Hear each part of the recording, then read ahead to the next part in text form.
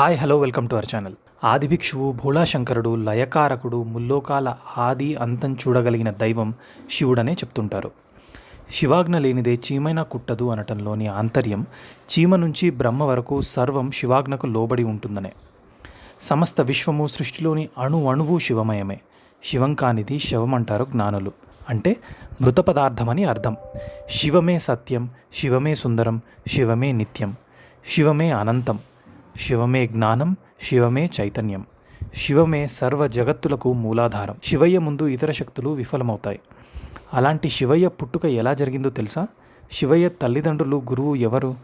శివపురాణం ప్రకారం శివుడిని స్వయంభూడనే అంటారు. అంటే అతని పుట్టుక స్వయంగా జరిగింది. తల్లి తండ్రి లేరు. శివయ్యకు మరణం కూడా లేదు. విష్ణు పురాణంలో శివుని పుట్టుక గురించి చెప్పుకుందాం. మధుకైటబులు అను రాక్షసులు బ్రహ్మను చంపటానికి రాగా విష్ణువు వారిని తీక్షణంగా చూస్తాడు. ఆ సందర్భంలో విష్ణువు నుదుటి నుండి శివుడు త్రిశూలాన్ని ధరించి జన్మించాడని, విష్ణువు నాభి నుండి బ్రహ్మ పుట్టాడు. అదే శివపురాణంలో ఒకసారి శివుడు తన కాళ్లను మర్దన చేసుకుంటుండగా ఆ మురికి నుంచి విష్ణు జన్మించాడట. అదే నిజమైతే విష్ణు శివపురాణాల్లో వేరువేరుగా ఉన్నట్టే కదా. శివుడి జననం గురించి మరో కథ ప్రాచుర్యంలో ఉంది. బ్రహ్మ విష్ణు మధ్య ఎవరు గొప్ప అనే చర్చ జరుగుతున్న సమయంలో మండుతున్న అగ్నిగోళంలా ఒక స్తంభం రూపంలో మహాదేవుడు వారి మధ్యకు వచ్చాడట. వారికి అలా ఎందుకు వచ్చిందనే విషయం తెలియలేదు. అప్పుడే ఒక శబ్దం వచ్చింది. ఎవరైతే స్తంభానికి ఆది అంతం ఎక్కడుందో కనుక్కుంటారో వాళ్లే గొప్పవారని చెబుతాడు. ఈ మాట వినగానే బ్రహ్మ ఒక పక్షి రూపం తీసుకున్నాడు. ఆ స్తంభానికి ఆది కనుక్కోవడానికి బయలుదేరతాడు. మరోవైపు విష్ణు వరాహ రూపం ధరించి స్తంభానికి అంతం ఎక్కడుందో కనుక్కోవడానికి బయలుదేరాడు. చాలాసేపు వెతికాక వారిద్దరికీ స్తంభానికి ఆది అంతం ఎక్కడుందో కనిపించదు. ఇద్దరూ ఓటమిని అంగీకరించి వెనక్కి వచ్చేస్తారు. ఆ తర్వాత శివుడు తన అసలు రూపంలో వారిద్దరికీ కనిపించాడు. దీంతో బ్రహ్మ విష్ణువులు ఇద్దరూ శివుడే గొప్పవారని నిర్ధారణకు వస్తారు. ఇంతకు మించిన శక్తి ఎవరి దగ్గర లేదు. అందుకే శివుడిని స్వయంభూ అంటారు. శివుడికి అంతమే లేదని అంటారు. ప్రతిదీ శివుడి నుండి వచ్చి శివుడి వద్దకు తిరిగి వెళ్తుంది. బ్రహ్మదేవుడు శివుడికి తండ్రా? ఈ కథను నిజమని నమ్మేవారు చాలామంది ఉన్నారు. శివుడు బ్రహ్మదేవుడి పుత్రుడిగా ఎలా మారాడో విష్ణు పురాణంలో ఉంది. భూమి, ఆకాశం, పాతాళం నీటిలో మునిగిపోయినప్పుడు విష్ణువు మినహా మరో ప్రాణి ఈ లోకంలో జీవించలేదు. అప్పుడు విష్ణువు ఒక్కడే తన శేషతల్పంపై తేలుతూ ఉన్నాడు. ఆ తర్వాత అతని నాభి నుంచి బ్రహ్మ జన్మించాడు. విష్ణువు బ్రహ్మ విశ్వం గురించి మాట్లాడుకుంటున్న సమయంలో శివుడి ప్రస్తావన వచ్చింది. బ్రహ్మదేవుడు అతన్ని గుర్తించడానికి నిరాకరించాడు. దీంతో శివుడు అలిగాడు. విష్ణువు దివ్యదృష్టి ప్రసాదించి బ్రహ్మదేవుడికి శివుడి గురించి గుర్తు చేస్తాడు. ఆ తర్వాత బ్రహ్మ తన తప్పు తెలుసుకొని క్షమాపణలు కోరాడు. తన తప్పు సరిచేసుకోవడానికి తన కుమారుడి రూపంలో పుట్టాలని కోరుకుంటాడు. దీంతో శివుడు బ్రహ్మ కోరిక మేరకు ఆయన కడుపున పుడతాడని మాటిస్తాడు. బ్రహ్మదేవుడు ఈ సృష్టి రచన చేస్తున్నప్పుడు ఒక పిల్లాడి అవసరం అయ్యాడు. అప్పుడే అతనికి శివుడి ఆశీర్వాదం గుర్తొస్తుంది. బ్రహ్మదేవుడు ప్రార్థించగానే శివుడు అతని ఒడిలో చిన్న పిల్లాడిలా ప్రత్యక్షమవుతాడు. బ్రహ్మదేవుడు ఆ చిన్నారి శివుడి ఏడుపు వినగానే ఎందుకు ఏడుస్తున్నావని అడిగాడు.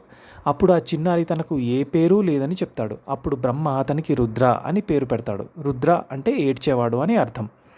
ఆ తర్వాత కూడా శివుడు ఏడుపు మానలేదు. దీంతో బ్రహ్మ వేరే పేరు పెడతాడు. అప్పుడు కూడా శివుడు ఏడుపు ఆపడు. శివుడు ఏడుపు ఆపేందుకు అతనికి 108 పేర్లు పెడతాడు. అలా బ్రహ్మదేవుడు శివుడికి పెట్టిన 108 పేర్లను భూమిపై రాసి పెట్టినట్లుగా శివపురాణం చెప్తోంది. అమ్మ లాలనలో ప్రతి బిడ్డ ఏ ఆపదలు లేకుండా ఆనందంగా ఉంటాడు. తల్లి ఎప్పుడు తన బిడ్డ ఆయురారోగ్యాలతో కలకాలం సుఖంగా ఉండాలని కోరుకుంటుంది. తనకు పుట్టిన బిడ్డపైన ఏ తల్లైనా అమిత ప్రేమను పెంచుకుంటుంది. కానీ ఇక్కడ ఒక తల్లి భగవంతునికే తల్లిగా మారి తన ప్రేమను ఎలా చూపించిందో తెలుసుకుందాం. అభవుడైన శివుని గురించి ఒక తల్లి ఆలోచనలో పడింది. శివుణ్ణి అభవుడు అని అంటారు కదా, అదేంటి ఆయనకు పుట్టుక లేదా?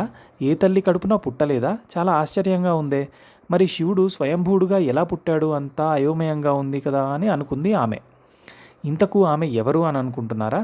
ఆమె బెజ్జమహాదేవి. ఆమె ముత్తవ్వగా, అమ్మవ్వగా శంకరుని చేతనే కీర్తించబడింది. నిత్యత్వాన్ని పొందింది. ఆమె లింగ పూజలు చేస్తున్నంతసేపు ఆమెలో తెలియని బాధ చోటు చేసుకుంది. శివుడు తల్లి చిన్నప్పుడే చనిపోయిందేమో అని బాధపడింది. చివరకు బెజ్జమహాదేవికి తన ప్రశ్నకు సమాధానం దొరికింది. బెజ్జమహాదేవి దేవాది దేవుణ్ణి బాలపరమేశ్వరునిగా చేసుకుని అతనికి ఎన్నో సేవలు, ఎన్నెన్నో పరిచర్యలు చేసింది. ఒక్క క్షణం కూడా ఊరుకోకుండా బాలుడై ఒడిలో చేరిన లింగడికి సర్వోపచారాలు చేసింది. అవి ఉపచారాలోనే ఆమెకు తెలియలేదు. తల్లి లేని శివుడికి తల్లి అయి పసిబాలుని ఎలా పెంచాలో అలాగే పెంచాలన్నది ఆమె ఆలోచన. శివునికి ఏ కొరత లేకుండా చేయాలి అన్నదే ఆమె కోరిక. శివుడు శిశువు రూపంలో ఉన్నాడు కదా, ఆ శివుడికి నీళ్లు పోయటం దగ్గర నుంచి అన్ని పనులు చేయసాగింది. ఆమె తన కాళ్లను బారచాపి పసిలింగమూర్తిని కాళ్లపై వేసుకుని లాలపోసింది. కనుముక్కు తీరు సక్రమంగా ఉండాలని వాటిని చక్కగా ఒత్తి తీర్చిదిద్దింది. పొట్టను ఒత్తి బోర్లా పడుకోబెట్టి నీళ్ల దోసిళ్లతో చరిచి వీపు నిమిరింది.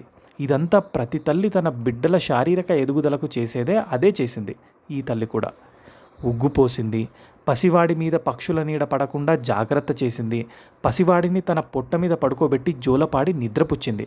ఆ తల్లి నిస్వార్థ ప్రేమకు లొంగిపోయాడు భోళాశంకరుడు. కైలాసనాథుడినే లాలించిన ఆ అమ్మను అనుగ్రహించే ముందు పరీక్షించాలనుకున్నాడు. అంతే, అంగిట ముళ్ళు రోగం తెచ్చుకున్నాడు. లింగమూర్తి పాలు త్రాగటానికి, వెన్న తినటానికి నోరు తెరవటం లేదు. తల్లి పాలు కూడా త్రాగటం లేదు. ఆ తల్లి బాధ అంతా ఇంతా కాదు. రకరకాల ప్రయత్నాలు చేసింది. నాయనా, ఒక్కగానొక్క కొడుకువి కదరా, నీవు లేకపోతే నేను ఎలా జీవించాలి అని ఆ తల్లి ఎంతో బాధపడింది. చివరకు ఆ తల్లి నీవు లేక జీవించలేను అంటూ తన ప్రాణం తీసుకోవటానికి నిర్ణయించుకుంది. తన తలను నరుక్కోబోయింది. తల్లి ప్రేమను చూసి నిశ్చేష్టుడైన విఠలాక్షుడు తటాలున సాక్షాత్కరించాడు. తల్లి ప్రేమను పరీక్షించి ఓడిపోయాడు. తల్లి, నీకు ఏ వరం కావాలో కోరుకో అన్నాడు. నాయనా, నాకేం తక్కువ తండ్రి, నువ్వు ఏ రోగం లేకుండా ఆయురారోగ్యాలతో సుఖంగా ఉంటే నాకు అంతే చాలు అని కోరుకుంది. తల్లి కోరికకు సదాశివుడు పరమానంద భరితుడై, నీ వంటి తల్లి ఉండగా రోగాలు ఎలా ఉంటాయమ్మా అంటూ ఆ తల్లిని అక్కున చేర్చుకున్నాడు. ముల్లోకాలకు తండ్రినైన నాకే తల్లివి గనుక నువ్వు ముత్తవ్వగా ప్రసిద్ధి చెందుతావని వరమిచ్చాడు. తల్లే లేని ఆ ఆదిదేవునికే అమ్మగా మారింది ఆ పుణ్యమూర్తి. శివుడు శూన్యం మరియు ఆయన ఆదియోగి, మొదటి యోగి. మనకు తెలిసి ఇతర యోగ గురువులకు గురువు కూడా. అంతేకాని ఆయనకు గురువెవ్వరూ లేరు. గురువు ద్వారా ఎంతో కొంత జ్ఞానాన్ని ఆర్జించి దానిని ఆచరణలో పెట్టినవాడే యోగిగా మారగలడు. కానీ ఎలాంటి గురువు అవసరం లేకుండానే నిర్వికల్ప స్థితిని సాధించినవాడు ఆ పరమేశ్వరుడు ఒక్కడే. అందుకనే ఆయనను ఆదియోగిగా కొలుచుకుంటున్నారు. అలాంటి ఆదియోగి నుంచి జ్ఞానాన్ని పొందుదామనుకుని ఎందరో ప్రయత్నించి విఫలమైనారట. కానీ ఒక 7 మాత్రం పట్టు విడవకుండా ఆయన చింతనే ఉండిపోయారు. తమతో ఆయన ఒక్క మాట మాటలాడకున్నా గాని సంవత్సరాల తరబడి ఆయన కరుణ కోసం వీక్షిస్తూ తప్పించిపోయారు. శివుడు వారి పట్టుదలను పరీక్షించేందుకు దశాబ్దాల తరబడి వారికి ఎటువంటి బోధ చేయలేదు. అయినా వారి పట్టు సడలనే లేదు. శివుని దివ్య సముఖంలో తపస్సుని ఆచరిస్తూ ఉండిపోయారు. చివరికి ఒక రోజున వారిని గమనించిన శివుడు జ్ఞానాన్ని స్వీకరించేంతటి తేజస్సు వారిలో ప్రకాశించడాన్ని గమనించాడు. అటుపై దక్షిణ దిక్కుగా కూర్చుని వారికి ఉపదేశాన్ని అందించాడు. అలా శివుడు దక్షిణామూర్తిగా జ్ఞానానికి అధిపతిగా మారాడు. ఆయన నుంచి యోగాన్ని అభ్యసించిన ఆ 7 సప్తర్షులయ్యారు. శివుడు దక్షిణ దిక్కుగా ఎందుకు కూర్చున్నాడు అనడానికి ఒక కారణం కనిపిస్తుంది. దక్షిణ దిక్కు యమస్థానం, అంటే మృత్యువుకి సంకేతం. ఆ మృత్యువుకి అతీతమైన జ్ఞానాన్ని, సంసార బంధనాలను ఛేదించే యోగాన్ని అందించేందుకు పరమేశ్వరుడు దక్షిణామూర్తిగా మారాడు. మాయ ఎంత బలీయమైనదంటే ఒక్క క్షణంలోనే చంచలత్వాన్ని మనసులోకి ప్రవేశపెట్టేస్తుంది, అయోమయం ఆవహింపజేస్తుంది. మహాత్ములు సైతం తమ సాధనా కాలంలో ఈ దురవస్థలో బాధపడిన వారే. మనమంతా సాక్షాత్తు శివాంశగా చెప్పుకునే ఆదిశంకరులకు ఇలాంటి అవస్థ ఒకసారి కలిగింది. మార్గంలో ఒక చండాలుడు ఎదురైనప్పుడు ఆదిశంకరులు ఏవగింపుతో తప్పుకో అని మందలించగా అతడు నవ్వుతూ, స్వామి, తమరు దేన్ని తప్పుకోమంటున్నారు?